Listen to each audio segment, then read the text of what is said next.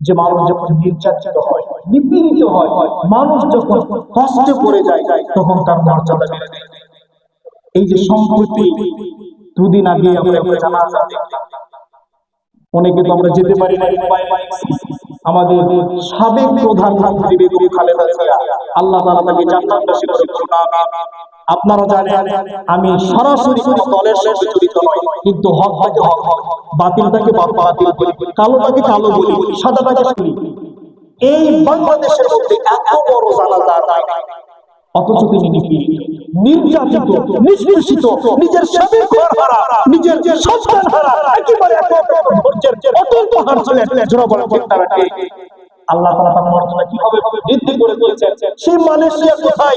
সেই মালয়েশিয়া থেকে মিজানুর রহমান আসারি বলে যে তার কি বলে হাতিয়াটা, তার কফিনকে ছুঁয়ে দেখার জন্য, কাঁধে নেওয়ার জন্য মালয়েশিয়া থেকে মামুনুল হক আজদাই শেখুল হাদিস, তিনি গিয়ে তার জানাজার হাতিয়াটা করে জামাকে দেন, আমি নিয়ে যেতে চাই, বহন করতে চাই। অথচ তাকে ঘর ছাড়া করা হয়েছে, অথচ তাকে বাড়ি ছাড়া করা হয়েছে, যার পর কষ্ট দেওয়া হয়েছে, অন্ধকার জেলখানার প্রকোষ্ঠের মধ্যে তাকে রেখে রেখে ধীরে ধীরে মৃত্যুর কোলে ঠেলে দেওয়া হয়েছে। যারা বলে ঠিক না ঠিক, যার পর নির্যাতন করা হয়েছে, অথচ মানুষের সরল উপস্থিতি, মানুষ তার জন্য চোখের পানি বিসর্জন দেওয়া, তার জন্য দোয়া করা, এখন তার কবরের আশপাশটা খুলে দেওয়া হয়েছে, দেখুন মানুষ কিভাবে তার দোয়া করছে। অনেক এমন কোন উলামায়ে কেরাম দোয়া করছে না। তার বড় সবচেয়ে বড় আপনারাও যারা এই রাজনীতি করে বিভিন্ন দলের সাথে জড়িত, স্পষ্ট নির্দেশনা শুনে রাখুন, যদি আপনি মানুষের প্রতি জুলুম না করেন, যদি আপনি কি বলে ইসলামকে নিয়ে কটাক্ষ না করেন, আপনার জন্য মানুষ কাঁদবে। যারা বলে ঠিক না ঠিক, আপনার জন্য মানুষ কাঁদবে। অনেক উলামায়ে কেরাম বলে কোনদিন তার মুখ থেকে আমরা ইসলাম বিদ্বেষী কোনো কথা শুনিনি, আলেম উলামাকে কটাক্ষ করে কথা বলেন, কোনদিন তিনি মানুষকে কষ্ট দিয়ে কথা বলেন, তিনি নির্যাতন সইতে নির্যাতন সহ্য করতে করতে যার মনে কষ্ট পেয়ে নিজে ধীরে ধীরে শেষ হয়ে ওপারের জগতে চলে গেলেন, কিন্তু কাউকে কষ্ট ইসলাম নিয়ে কটাক্ষ করেন, ইসলামের ব্যাপারে তিনি যারা কথা বলছেন তাদেরকে ছাড় দেন। সেখান থেকে আমাদের শিক্ষা গ্রহণ করতে হবে, আমাদের শিক্ষা গ্রহণ করতে হবে। হাদির নাম আমরা শুনেছেন, তার আগে দ্বিতীয় বৃহত্তর জানাজা বলা যায় এই যে শরীফ ওসমান হাদি, একটা সাধারণ একটা ছেলে, গ্রাম থেকে উঠে আসা একটা ছেলে, অথচ হকের পক্ষে কথা বলছে। ভারতের বন্ধুত্ব মেনে নেওয়া যাবে, প্রভুত্ব মেনে নেওয়া যাবে না, এই স্লোগান ছিল তাদের পক্ষে। আজকে তাদের জন্য মানুষ কেঁদেছে, চোখের পানি ছেড়ে দিয়েছে, দোয়া করছে জান্নাতবাসী হওয়ার জন্য আল্লাহ তাআলার কাছে দোয়া। নির্যাতন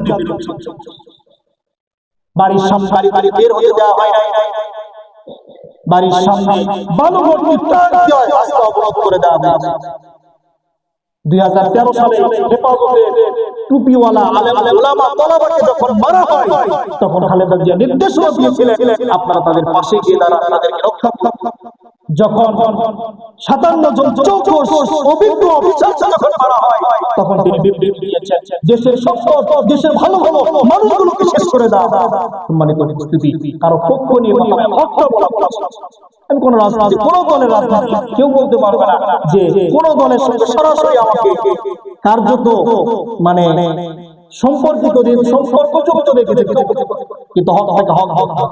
যেদিন আমি এখানে প্রথম ইমামতির জন্য আমাকে এখানে আমাকে নিয়ে যাওয়া হয়েছিল আমাদের এমপি মহোদয়, আল্লাহ তাআলা তাকে সুস্থ রাখুন, হেদায়েত দান করুন, তার কাছে তিনি আমাকে একটা কথা বলছিলেন, যে হুজুর আপনি কিন্তু সবার ইমাম,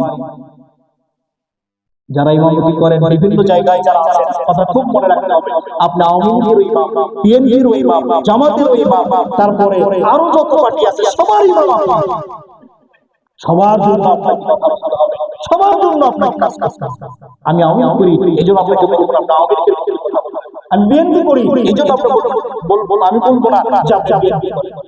আপনি আপনার বিবেক আছে হক কথাগুলো চেষ্টা করি হক কথাগুলো। তাহলে আজকে এখান থেকে আমরা যত নিপীড়িত, যত নির্যাতিত, তত সম্মান বেড়ে দিবেন। কথা বলেন, সম্মান বেড়ে দিবেন কে? আল্লাহ তাআলা আমাদের ধৈর্যের অটল পাহাড় তৌফিক দান করুন, আমিন।